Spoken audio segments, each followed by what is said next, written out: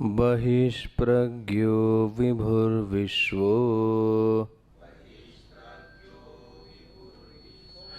अन्तःप्रज्ञस्तु तैजसः घनप्रज्ञ तथा प्राज्ञ एक एव त्रिधा स्मृतः दक्षिणाक्षिमुखे विश्वो मनस्यन्तस्तु तैजसः आकाशे चरति प्राज्ञ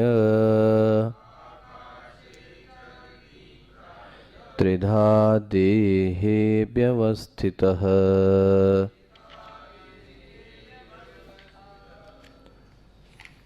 विश्वो हि स्थूलभुग्नित्यम्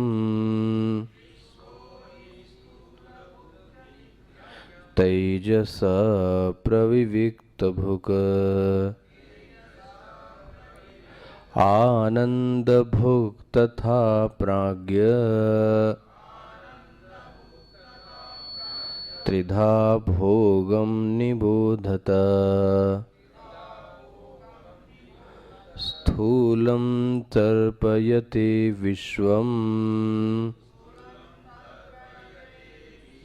प्रविविक्तं तु तैजसम् आनन्दश्च तथा प्राज्ञम् त्रिधा तृप्तिं निबोधत त्रिषुधामसु यद्भोज्यम् भोक्ता यश्च प्रकीर्तितः वेदितम् उभयं यस्तु स भुञ्जानो न लिप्यते प्रभव सर्वभावानां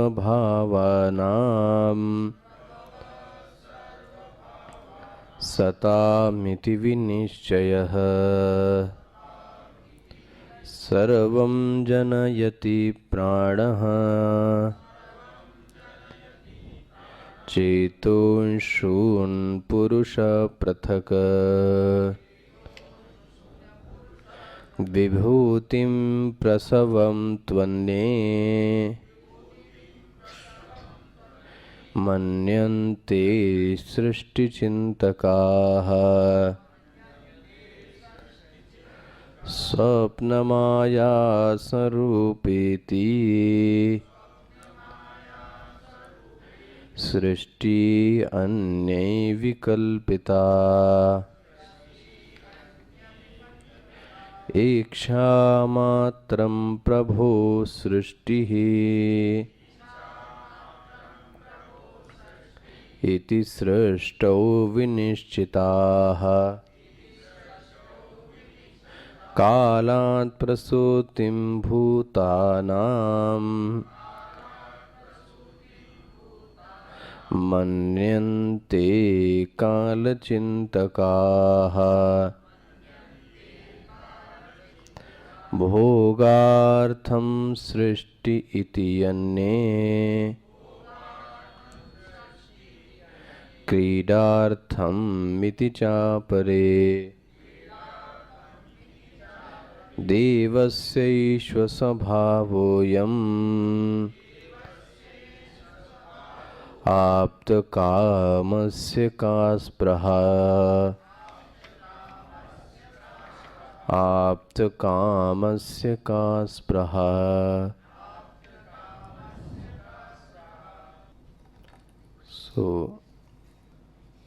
इस सृष्टि को देखने के अनेक मत हैं,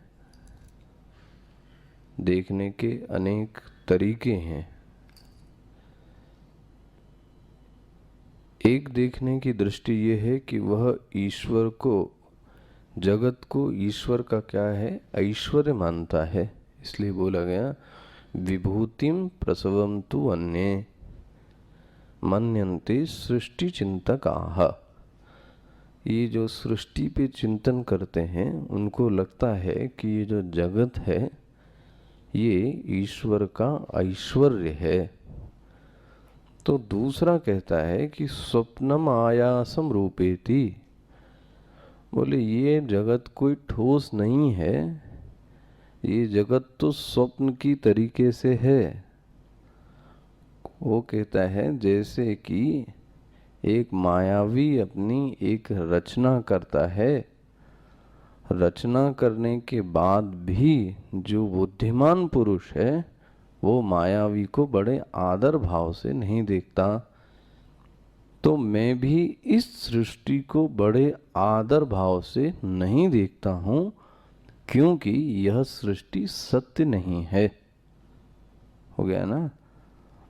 बोले जो असली मायावी है वो तो नीचे ही रहता है, वो ऊपर नहीं चढ़ता। वो कौन है? बोले वो तुरी है जो वहीं पर बैठा रहता है। ये जो मायावी है ये तो जागृत में जाता है, स्वप्न में जाता है, सुषुप्ति में जाता है, फिर वहाँ पे घटनाएं घटित होती हैं, फिर वो व्यक्ति फिर से नीचे आता है, लेकिन पता लगता है ये सब कुछ वास्तव में सत्य नहीं है। तो देखा आपने, स्वप्नम आयासम रूपेति सृष्टि अन्य ही विकल्पिता। अच्छा जी, फिर तीसरा मत, इच्छा मात्रम प्रभोः। बोले ये जो सृष्टि है ये भगवान की इच्छा है। अब इस मत के संदर्भ में कई लोग श्रुति को भी कोट करते हैं, क्योंकि श्रुति में ऐसा आया कि सह कामयत, उसने क्या की? कामना की, और कामना से ही उसने क्या किया? सृष्टि को उत्पन्न कर दिया। तो ऐसा भी मत है। तो लोग कहते हैं उसने कामना की। अच्छा, बोले क्यों की कामना उसने? तो बोलते हैं एकाकी, वो अकेला था और अकेले से और करने के लिए, मनोरंजन के लिए उसने अन्यों को क्या किया? उत्पन्न कर दिया। तो बोले सृष्टि हो गई। इसलिए क्या बोला गया? इच्छा मात्रम प्रभोः सृष्टि इति सृष्टो विनिश्चिताः। जो सृष्टि पे चिंतन करने वाले लोग हैं वो तीसरा मत कहते हैं सृष्टि इच्छा के कारण हुई। ठीक है ना। अच्छा जी, चौथा, कालात् प्रसूतिम भूतानाम। मिला ना, चौथा मत है। वो बोलते हैं जो सृष्टि है वो कालात् प्रसूतिम, ये काल के कारण आई है। मैं इस विषय पर आपको कल कह रहा था, काल से आई मतलब क्या? तो मैंने आपसे निवेदन किया, कई लोगों का ऐसा मत होता है कि सभी कुछ ग्रह नक्षत्र के कारण ही हो रहा है। मैं इसे मना नहीं करता, लेकिन एक सीमा से बाहर ये सब कहना कि सब कुछ उसके कारण हो रहा है, ये कोई बड़ी अच्छी बात नहीं है। ध्यान से इस मत को सुनना। तो सृष्टि आई तो बोले काल हुआ, एक काल ऐसा आया तो सृष्टि आई, और एक ऐसा काल आया तो सृष्टि डूब गई। ये घटना इसलिए घटी क्योंकि ऐसा काल था, ऐसा नक्षत्र था। तो काल को मैंने आपको इशारा किया। ये काल वाले लोग कौन हैं? ज्योतिष। ज्योतिष। अब आपके मन में एक पहला ही प्रश्न आता है, क्या ज्योतिष ठीक होती है या नहीं? ठीक है ना, पहला ही मन में आता है कि क्या ज्योतिष पर विश्वास करना चाहिए कि नहीं करना चाहिए। तो उत्तर तो सच ये है, आपको बताएं कि वेद के 6 अंग कहे गए। जो आपका वेद है उसके 6 अंग हैं। शिक्षा, कल्प, व्याकरण, निरुक्त, छंद, ज्योतिषम। मेरे ख्याल से आप इसको आरती में गाते भी हैं। छौ शास्त्र सब ग्रंथन को रस, रामचरितमानस में गाते हैं ना। छो शास्त्र ग्रंथन को रस। वो ग्रंथ कौन है? शेष। तो शिक्षा, कल्प, व्याकरण, निरुक्त, छंद और ज्योतिष। तो जरा इस चीज को ईमानदारी से समझना। जो ज्योतिष है वो वेद का ही एक अंग है, इसको कतई मना नहीं किया गया। ज्योतिष आपके वेद का ही एक अंग है और अंग ही नहीं। इसको बोला गया कि ये एक पुरुष की आंख है जो देखता है आगे। अब एक सीमा से ज्यादा ज्योतिष को मानना, भाई आप इंग्लिश में कहावत बोलते हैं, एक्सेसनेस ऑफ एनीथिंग इज बैड। किसी भी चीज की जो अति है वो बुरी होती है।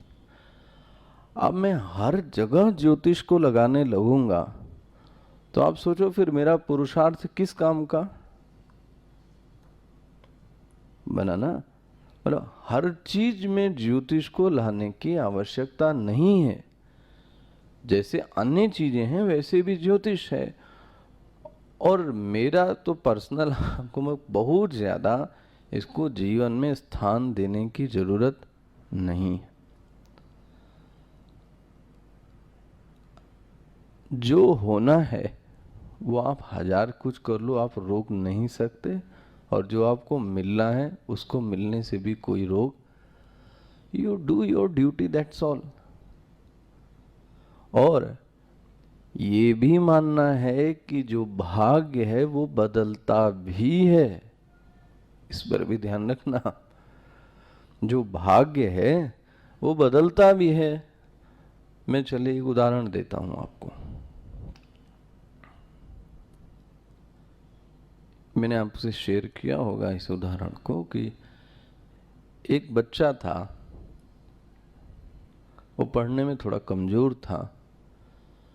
तो उसके अध्यापक उससे बहुत परेशान थे कि ये पढ़ने में बहुत कमजोर है। एक दिन उन्होंने बोला तुम अपना हाथ दिखाओ, अच्छा क्या है, विद्या है ये नहीं तुम्हारे हाथ में? तो उसने दिखाया तो बड़े निराश हुए। उसके हाथ में विद्या की लकीर ही नहीं थी। तो उन्होंने कहा तेरे को विद्या कहाँ से आएगी, तेरे हाथ में तो विद्या है ही नहीं। अब उसने पूछा कहाँ है विद्या? नहीं, बोले ये है विद्या के लिखा। वो बालक चला गया। आपको पता है उसने घर में जाकर चाकू से अपनी उस हाथ में उस रेखा को बनाया। और बहुत सारी इसमें कहानियां जुड़ती हैं। वो लड़का कौन हुआ पता है आपको?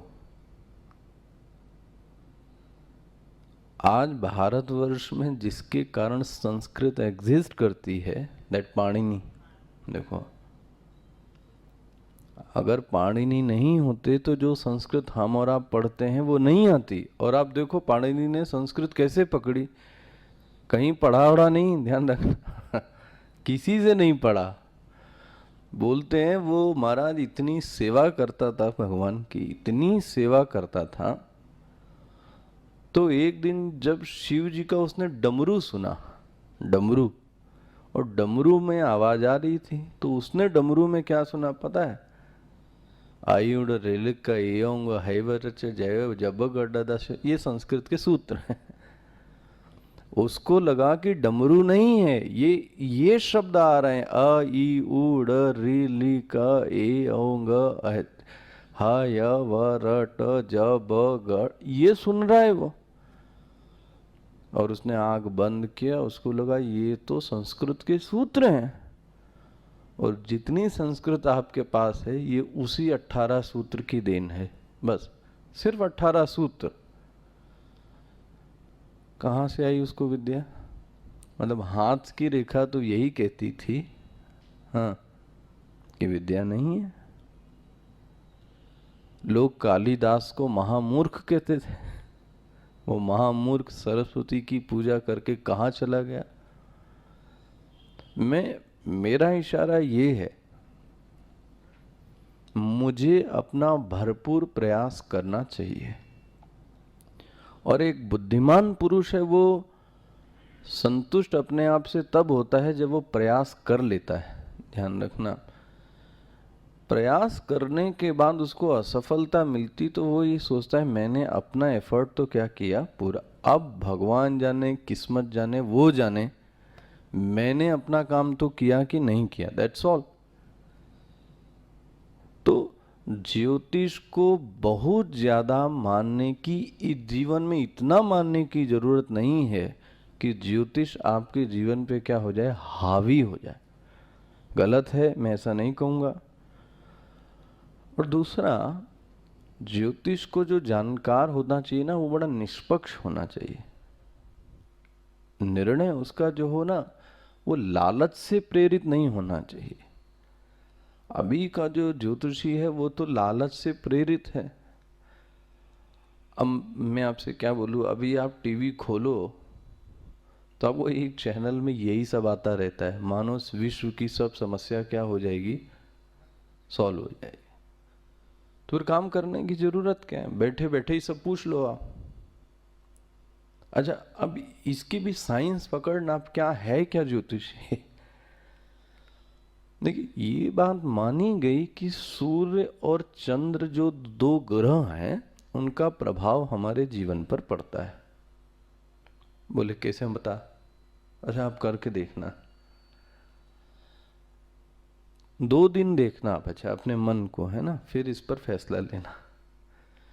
एक होती है पूर्णमासी और एक होती है अमावस्या, ठीक है ना। इन दोनों के दिन चंद्रमा कैसा होता है, एक दिन पूर्ण है और एक दिन अंधकार है। और बोलते हैं उस दिन उसका प्रभाव मन पर बहुत पड़ता है। किसका? पूर्णमासी और अमावस्या का। अभी तो मैं यहीं पे देखता हूँ, मालवा में ज़्यादा ये है। ऐसा हर जगह नहीं है कि अमावस्या को छुट्टी होती, काम नहीं किया जाता। आपको पता है, यहाँ अमावस्या को व्यक्ति क्या करता है, मजदूर जो है वो काम, तो खाना भी मत खाओ, पूर्ण उपवास रखो, फिर वो सब का सब कुछ करेगा लेकिन काम। अब उनको लगता है कि चंद्रमा के कारण हमारा जो मन है भ्रमित होगा, कुछ गिरेगा, टूटेगा, कहीं मृत्यु हो जाए, ऐसा भ्रम रहता है। खैर, अमावस्या के ही दिन क्यों? समुद्र में जो लहरों में आज ज्वार भाटा आता है, वो भी आप पूर्णमासी और अमावस्या को साफ देख सकते हैं। देखो जी, समुद्र पे भी इसका प्रभाव है। तो व्यक्ति के मन पर भी सूर्य और चंद्र का प्रभाव पड़ता है, ये एक सच्चाई है। अब आप क्या कर सकते हो, ज्यादा से ज्यादा रोकने की कोशिश करो, कितना रोक सकते हो। अच्छा, कभी मैंने बोला था, कभी भी आपके कोई जो भी ज्योतिषी हो, वो ये नहीं बताएगा कि सब ग्रह नक्षत्र अच्छे हैं। एक ना एक ग्रह नक्षत्र टेढ़ा ही रहता है। तो ये नीच का शनि है, तो वो बृहस्पति बैठा है, वो गुरु बैठा है, ये मंगल। मेरा तो मानना, आम व्यक्ति इतना परेशान हो जाता है और इसमें सिर्फ पैसे जाते हैं और टाइम पास होता है और कुछ नहीं है। जिसके जीवन में ईश्वर के प्रति वास्तविक शरणागति होवे, आप सोचो वो क्यों इन टोने टुटके में पड़ेगा। मतलब इनसे ये ज्यादा तेज है और मेरा ईश्वर कमजोर है, फिर वो मुझे बचा नहीं सकता। शनिदेव बचा लेंगे, मंगल बचा लेंगे, कृष्ण नहीं बचा सकते। तो चिंतन तो ये कहता है कि कहीं आपको अपने इष्ट के प्रति जी शंका भी है। अब लो जी, मैं जीवन में जिसको प्रमुख स्थान देता हूं, उसके मैं जिसके साथ जीवन बिताना चाहता हूं, उसी के प्रति मेरे मन में शंका है। अब शंका रख के आप बताओ कैसे जीवन जिया जा सकता है?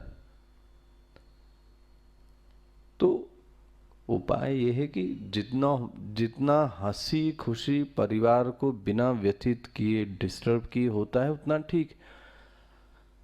बहुत ज्यादा इस क्षेत्र में प्रवेश करने की कोई आवश्यकता है नहीं। अच्छा जी, ईश्वर की शरणागति जितनी बढ़ाई जाए उतनी ही अच्छी है।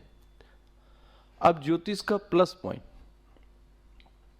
कल मैं आपसे कह रहा था ज्योतिष का कि उससे ये भी बात पता लगती कि सब कुछ हमारे करने से, ये भी तो एक पॉइंट है, मतलब व्यक्ति का अभिमान चूर्ण भी हो सकता है कि जो तुम सोच रहे हो वो पहले से डिफाइंड है और तुम्हारा ही नहीं सबका डिफाइंड है, तो तुमको बहुत ज्यादा अभिमान करने की भी जरूरत, बोलो जी, नहीं है। ये भी एक सच्चाई है, माना ना? तो मना नहीं करना है ज्योतिष को, लेकिन ज्योतिष की अपनी एक क्या होनी चाहिए, सीमा होनी चाहिए। तो कोई लोग तो बोलते हैं कालात प्रसूतिम भूतानाम, बोले यह जो सृष्टि आई ये किसके कारण, बोले ये काल के कारण आई। मन्यन्ते काल चिंतकाः, मिल गया, काल चिंतक ज्योतिष, काल की गणना वाले यही गणना करते रहते हैं। और मीडिया वाले आपस में भिड़ाते रहते हैं, देखा आपने ना, साइंटिस्ट को भी बुला लेंगे, उसको भी बुलाएंगे, दोनों की बहस होगी। वो ये सब उससे और व्यक्ति की जो श्रद्धा है वो क्या होती, खंडित होती। अच्छा चलिए हम विषय पे हैं अपने। अब जगत के बारे में कुछ अन्य भी विचार हैं। देखा आपने कितनी बातें हो चुकी, जरा गिनाइए कितनी हुई। एक तो जगत और कुछ नहीं है, ईश्वर का ऐश्वर्य है पहला, जगत स्वप्न है दूसरा, जगत इच्छा भगवान की इच्छा का परिणाम है तीसरा, जगत काल का परिणाम है चौथा, और पांचवा बोलते हैं भोगार्थम। जो जगत है वो भोग देने के लिए है। अब ये भी बात शास्त्र में आई है, और इसका सबसे जो पुष्ट करता है इस मत को वह है सांख्य दर्शन। सांख्य दर्शन कहता है कि पुरुष और प्रकृति का जो संयोग है वही इस जगत को जन्म देता है, लेकिन यही जगत साधक को भोग भी देता है और अपवर्ग भी दे सकता है। अपवर्ग मतलब मोक्ष। जगत से यदि वह वैराग्य ले ले, है ना, वैराग्य मतलब छोड़ना छाड़ना नहीं, ध्यान रखना, चिंतन की उच्च अवस्था जो एक मेंटल स्टेट है वो बहुत अच्छी हो, उस व्यक्ति को बोलते हैं वैराग्यवान व्यक्ति। मेरे ख्याल से इस पर डिस्कशन मेरा पहले भी आपको हुआ होगा। वैराग्य मतलब कहीं नहीं लिखा गया कि सब कुछ छोड़ के बैठा जाए, उसको वैराग्य कहते हैं। इसलिए मैंने आपसे कभी एक संत की एक भाषा में निवेदन किया था, छोड़ना त्याग है और छूटना वैराग्य है। ये बात पकड़ में आती है ना, छोड़ना त्याग है। क्यों त्याग है भाई? आपने मेहनत करके थोड़ा नेगेटिव पॉइंट देखकर चाय नहीं पीनी चाहिए, मीठा नहीं खाना चाहिए, लेकिन आपको पता है मन में हाँ वृत्ति तो आ ही जाती है, भले नहीं खाते हैं लेकिन उसके बाद मन में वृत्ति का स्थान तो है ही है। कौन मना कर सकता है इस बात से? लेकिन आपसे कहा जाए कि टेडी बियर का आपने या गुड्डा गुड़ियों का पतंग का त्याग किया कि वैराग्य? पतंग का क्या किया आपने? तो आप क्या हो कहोगे? छोड़ा नहीं, क्या हो गई वो? छूट गई। कैसे छूट गई? बोले मेरी मानसिक स्थिति थी वो क्या होती गई, पकड़ में ना। तो ध्यान रखना, शारीरिक बड़े होने से कोई मैच्योर्ड होता है, ये बहुत सच हद तक नहीं है, प्लीज। इस पर एक मैंने कभी आपसे बताया होगा, जो हमारे युवा केंद्र के बच्चे हैं उन्होंने एक बड़ा अच्छा डिस्कशन किया था, what do you mean by the word maturity. उनका एक पहला प्रश्न था कि हम लोगों के ऊपर सदैव एक बड़े लोग आरोप लगाते हैं, वो ये है यू आर ए मैच्योर्ड, ठीक है ना। तो उनका एक पहला था कि इसको डिफाइन किया जाए कि what is maturity and what is immaturity. अब क्या कहोगे, अच्छा आपसे आपका कोई लड़का पूछे कि मैच्योरिटी मतलब क्या, तो आप क्या कहोगे। ठीक है, उनका कहना है कि one who controls his emotion, but मैं बहुत ज़्यादा इसके फेवर में नहीं हूं कि उससे हो सकता है व्यक्ति अंदर अंदर कुंठित भी हो जाए, है ना। निष्पक्ष रहना, आप अध्यात्म को सिर्फ दिखावे के लिए मत यूज करना। मैं कह रहा हूं कि आपका मन ध्यान में लगना चाहिए, ठीक है।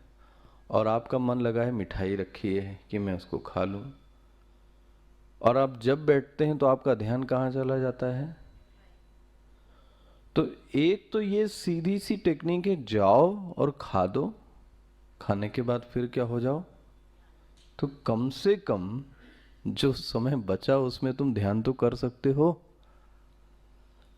तुलना के कि मैं जबरदस्ती उधर देखूं और फिर आंख बंद करूं। लेकिन प्रश्न है ये कब तक चलेगा। आज मिठाई की चिंता हुई, कल और कुछ होगा, परसों कुछ और होगा।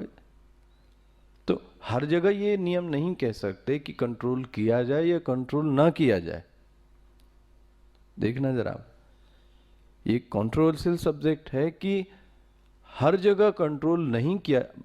आपको पता है एक व्यक्ति कभी कभी अपने प्रेम को, अपने इमोशन को, कभी अपने डिजायर को किसी के सामने एक्सप्रेस करता है, और उस एक्सप्रेशन का परिणाम ये होता है कि वो व्यक्ति क्या हो गया, बोलो जी, हल्का हो गया। उसकी जो जीवन की व्यथा थी वो खत्म हो गई। क्यों? क्योंकि उसने उसको किसी के सामने क्या किया, तो एक्सप्रेस यहां तो करना पड़ा। मतलब सिचुएशन के अकॉर्डिंग ये चीजें क्या करती हैं, डिफर करती हैं कि कहां व्यक्त किया जाए और कहां व्यक्त न किया जाए। No, come on, give another option. यही गुरुदेव का कोटेशन है, don't be react, give response. कि जो मर्डर एंड ऐसे फांसी और ऐसे के केस लगभग थे जो विचाराधीन थे, चल आखिरी स्टेज, वो करीबन 800 केसेस थे। और उनकी उम्र कितनी थी पता है आपको? करीबन 19 साल से लेकर 23 साल, 24 साल, 25, बस ऑल यंग चैप। और उसमें लड़कियां भी थी जो कि चेहरा नहीं मिला पा रही थी, रो रही थी।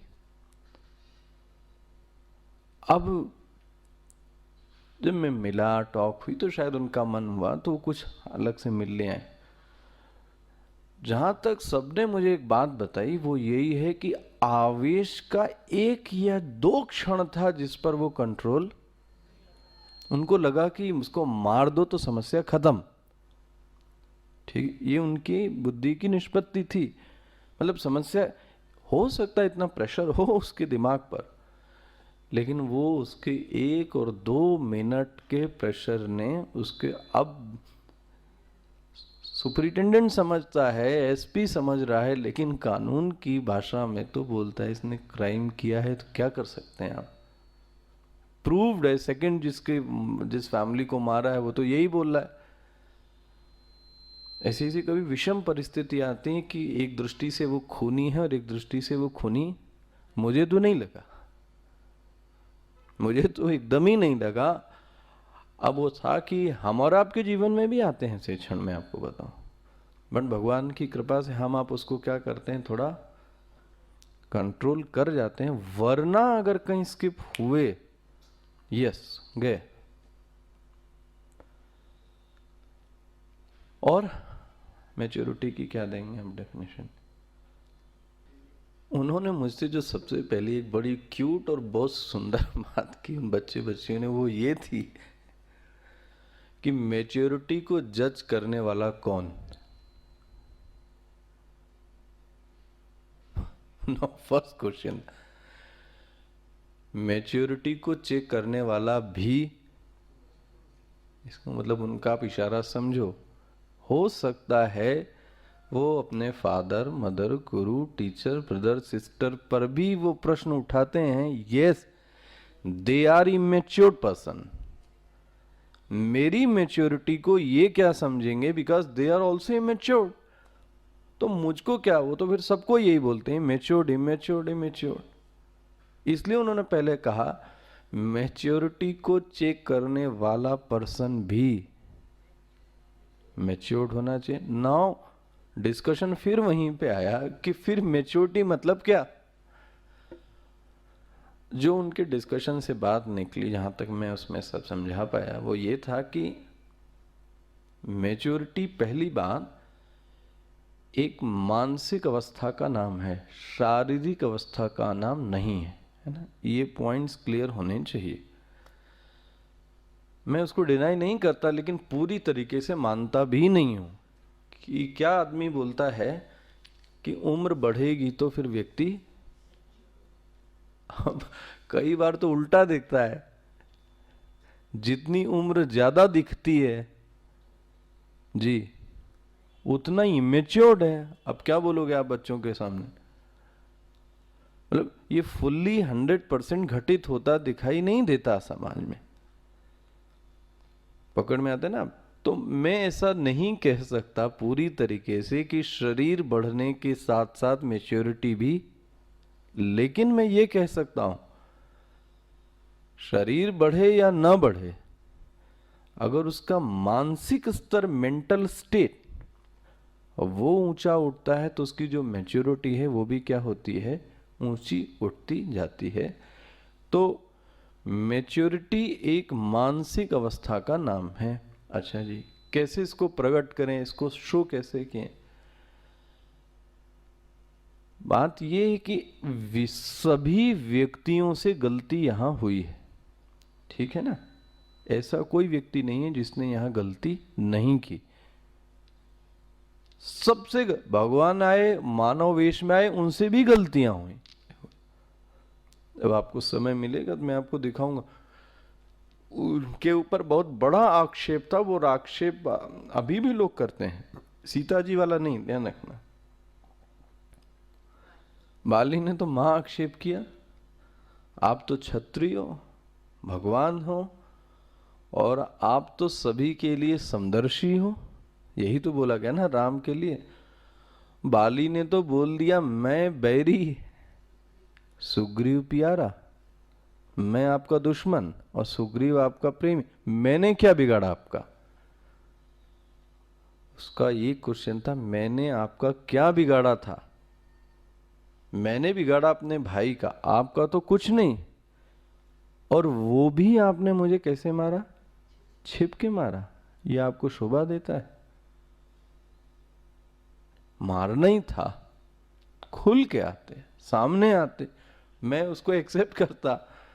आपने छिप के मारा और मुझे मारा और सुग्रीव के लिए मारा, मैं आपकी इस फिलॉसफी से कतई सहमत नहीं हूं। क्या करोगे? अच्छा बोल, क्या कर सकता हूं? बोले अगले जन्म में मैं तुमको छिप के मारूंगा। लो जी, इस बार तुमने मारा, मैं अब आपको अगले जन्म में मारूंगा। देखो जी, कृष्ण भगवान को, हाँ, एक बाण हिरन वाले ने छिप के क्या किया? मार दिया। देखो अब कहां से कहां घटना गई। गलतियां सबसे हुई हैं, लेकिन उन गलतियों से सबक लेकर, लेसन लेकर आगे की परिस्थितियों को क्या करना? डील करना। यस, ये मैच्योरिटी का साइन है। मैं फिर से रिपीट करता हूं, जो जीवन में परिणाम आए हैं, रिजल्ट्स आए हैं, उस रिजल्ट्स को दिमाग में रखकर आने वाली सरकमस्टेंसेस को क्या किया जाए, डील किया जाए। सोचना ये क्या कहा जा रहा है, जो पास्ट रिजल्ट्स हैं उसको कहां रखा जाए, दिमाग में। आने वाली सरकमस्टेंसेस को, यस, उस रिजल्ट्स को ध्यान में रखकर डील किया जाए। एक बच्चा है जो 4 बार अपनी उंगली आपको क्या करता है, जला लेता है, किसमें, मोमबत्ती में, आग में, ठीक है। और 4 बार मोमबत्ती जलाने के बाद आप कमेंट क्या पास करते हैं, आप बच्चे को क्या बोलते हैं, आप कमेंट क्या पास करते हो, एक लड़का लड़की पोता पोती वही गलती अगर 4 बार करता है, उसी लड़के से मिलके आता है, उसी लड़की से मिलके आता है, और वही उंगली जला लेता है, वही झगड़ा करता है, तो आप उसको सीधा एक स्टिकर लगाते हैं, इमेच्योर्ड है। इमेच्योर्ड क्यों कहा आपने, फर्स्ट टाइम उसने किया तो आपने कुछ नहीं कहा, सेकंड टाइम भी उसने किया आपने नहीं कहा, लेकिन जब वो गलती बार बार व्यक्ति दोहराता है तो आप क्या कहते हैं, बोलो जी, ही इज इमेच्योर। क्यों, क्योंकि उसने जो पास्ट रिजल्ट्स आए उसको दिमाग में नहीं रखा।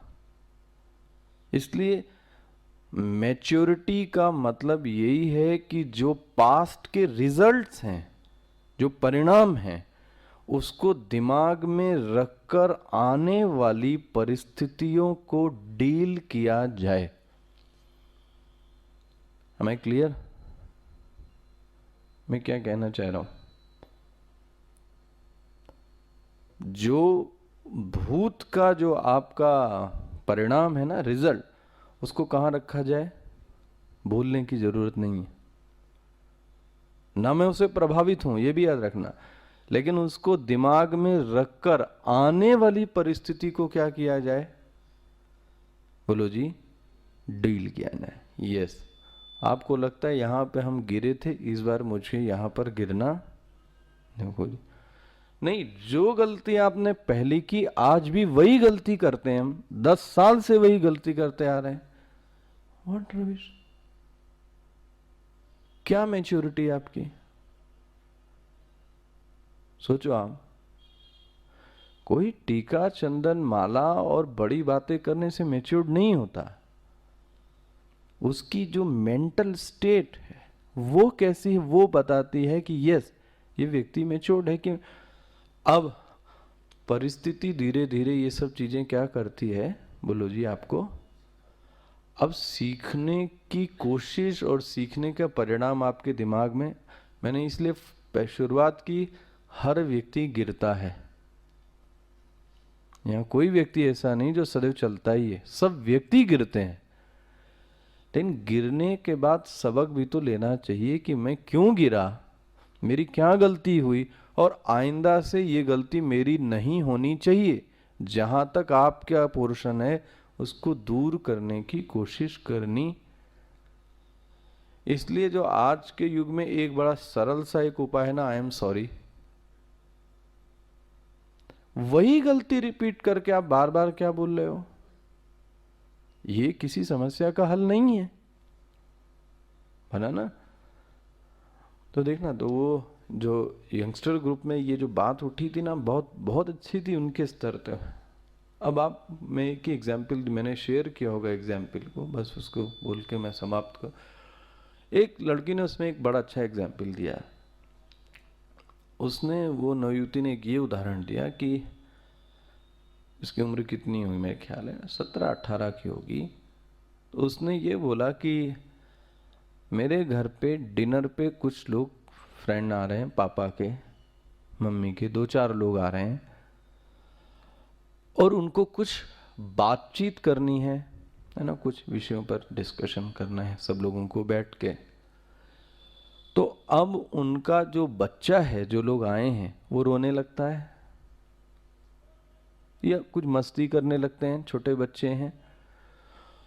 तो अब मैंने क्या किया, मान लीजिए मैं उनको इंटरटेन करने के लिए, उनका दिमाग हटाने के लिए मैंने एक बलून लिया और मैं बलून से खेलने लगी, तो बच्चे भी किधर आ गए? मैं कुछ और करने लगी तो वो जितने छोटे बच्चे थे वो किधर आ गए? डाइवर्ट हो गए। नाउ एक पर्सन आता है, मान लीजिए, दिस इज हाइपोथेटिकल, एक पर्सन आता है, वो क्या कहेगा? 18 साल की लड़की गुब्बारे से खेल रही है, वो क्या स्टिकर लगा देगा? इमेच्योर। क्यों? सोचो आप, उसने इमेच्योरिटी का स्टिकर क्या देख के लगाया? गुब्बारे खेल रही। इसलिए किसी के एक्शन को देखकर आप मैच्योरिटी को जज भी नहीं कर सकते। प्लीज,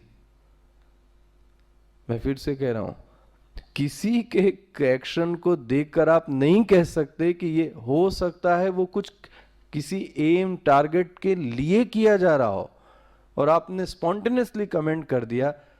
क्या चीज? ये मैच्योरिटी। ये मैं तो पागल है, 18 साल की हो गई, गुब्बारे से खेल रही। इसलिए खेल नहीं रही, वो किसी टास्क को करने के लिए ऐसा बना। ऐसा हमारे और आपके साथ जीवन में कई बार आता है, और गुब्बारे से खेलना ही मैच्योरिटी है। लो जी, ऐसा काम करना ही मैच्योरिटी है जिससे दूसरा वाला किस में रहे? माय डियर, आपको भी, आप बड़े हो गए लेकिन कभी कभी छोटे काम करने में ही आपकी क्या है पता है? मैच्योरिटी। कहीं चुप हो जाना, कहीं सह लेना, कहीं शांत हो जाना, कहीं क्विट कर जाना, यस, हो सकता है ये भी एक मैच्योरिटी का, बोलो जी, अंग हो, लेकिन सदैव नहीं, ये याद रखना। डिमांड क्या है सरकमस्टेंसेस की, ये बहुत समझने की, तब जाके सेंटीमीटर से सेंटीमीटर जाके फिर मैच्योरिटी क्या होती है? बढ़ती है।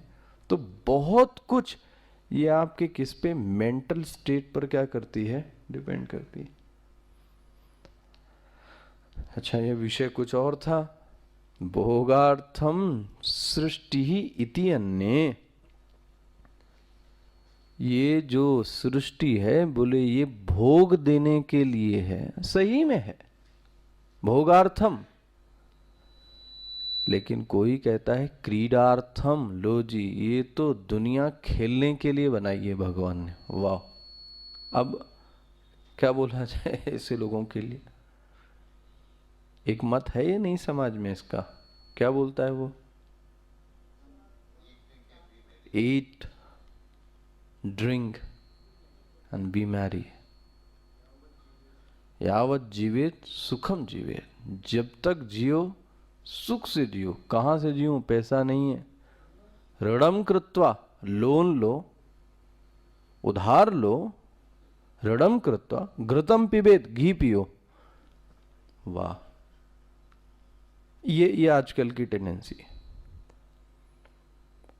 अपना तो मरो ही मरो और पूरा परिवार को भी क्या करो आप? उस चक्कर में डुबो। ऋणम कृत्वा, ऋण लो। अब पहले लोग बोलते थे ऋण, आज की नई भाषा में इसको क्या बोलोगे आप? लोन लो। लेकिन रहो कैसे? घृतम पिबेत। बट स्वामी जी ने इसमें भी एक अच्छी बात बताई, चलो लोन लो और घी पियो, ये भी अच्छी बात। माय डियर, दूसरी बार लोन लेने के लिए, बोलो जी, दूसरी बार लोन लेने के लिए पहले वाले लोन को भी क्या करना पड़ेगा? चुकाना पड़ेगा, फिर से मेहनत करनी पड़ेगी। तो कुछ लोगों का मत यही है कि सिर्फ भगवान ने जो दुनिया बनाई है, दिस इज ओनली फॉर क्रीडार्थम। भोगार्थम सृष्टि इति अन्ये। एक कहता है भोग के लिए है, एक कहता है क्रीडार्थम, सिर्फ क्रीड़ा करने के लिए है। और दूसरा मत है, कोई कोई कहता है भगवान की क्रीड़ा स्थली है। कौन? ये जगत भगवान की मौज है, ये जगत और कुछ नहीं है इसके अलावा। देवस्यैष स्वभावो आप्त कामस्य का स्पृहा। भगवान भाष्यकार ने एक तर्क दिया, एक बात बताओ, जो जीवन मुक्त पुरुष है, ईश्वर है, उसके मन में कभी इच्छा हो सकती है? सोचो। तो जगत कहां से आएगा? कोई जगत किसी कामना का परिणाम नहीं है, ईश्वर की इच्छा का परिणाम।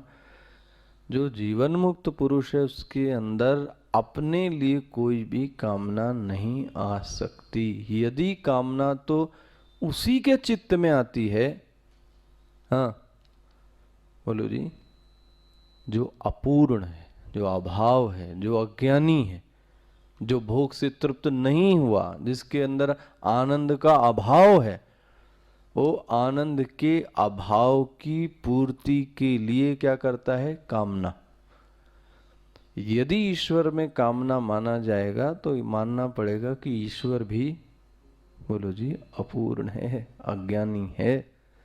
तो कहा गया ना ना ना, ईश्वर के बारे में ऐसा नहीं कहा जा सकता। ये जो चैप्टर है 9वां, ये यहाँ पे समाप्त होता है। और ये जो श्लोक है, it is most important shloka of this Mandukya Upanishad, most important verse, ध्यान रखना। इसमें सबसे ज्यादा मेरे ख्याल है क्या 18 होंगे या 28 लक्षण दिए हैं। क्योंकि जो लोग शुरुआत से पढ़ रहे हैं उनको आपको याद होगा, प्रथम पाद बताया गया, द्वितीय पाद बताया गया, तृतीय पाद, चतुर्थ पाद के बारे में विशेष कुछ ज्यादा बताया। सिर्फ एक बात बोली गई थी, वो तुरीय है। पकड़ में आ रहा है? वो इन सब के बियॉन्ड कौन सी स्टेट है? जागृत अवस्था, स्वप्न अवस्था और सुषुप्ति। Beyond of awaking state, dreaming state and deep sleep state. उसके बियॉन्ड क्या है? उस पार।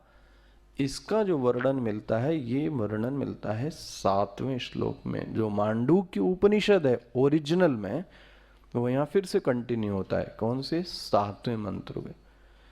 तो ये मंत्र को थोड़ा ध्यान से देखने वाला मंत्र है, और इसको ध्यान से देखिएगा। इसमें एक एक जो लक्षण है ना, न अंतः प्रज्ञम, न बहिष्प्रज्ञम, न उभयता प्रज्ञम, न प्रज्ञान घनम, न प्रज्ञम, न अप्रज्ञम, अदृष्टम, अव्यवहार्यम, अग्राह्यम, अलक्षणम, अचिंत्यम, अव्यपदेशम। मिल रहा है? एकात्म, अब देखो यहां से बदल दिया, एकात्म प्रत्ययसार प्रपंचोपशमम। और ये आ गया आपका वाक्य जो सब कोट करते हैं, कहां से है? उपनिषद का है। देखो, शांतम शिवम। देखो इसी को बोलते ना, सत्यम शिवम सुंदरम। ये देखो कहां से उठाया आपने। जो शिव है, जो वही शांत है, और जो शांत है वही शिव है। शांतम शिवम कब हो सकता है? अद्वैतम। द्वैत में रहकर कभी भी शांति नहीं आ सकती। चतुर्थम मन्यन्ते, जो ऐसा जानता है, बोले स आत्मा सविज्ञेय, वो आत्मा को क्या करता है? तो ये जितने लक्षण हैं, ये जीवन में घटित तो छोड़े अभी, कम से कम इनके बारे में हमारी जो प्रज्ञा है वो बहुत क्लियर होनी चाहिए कि वो जो चौथा तत्व है वो कैसा है। ये सब लक्षण बताए गए हैं, देखेंगे मंडे से। ओम पूर्णमद पूर्णमिदम पूर्णात् पूर्ण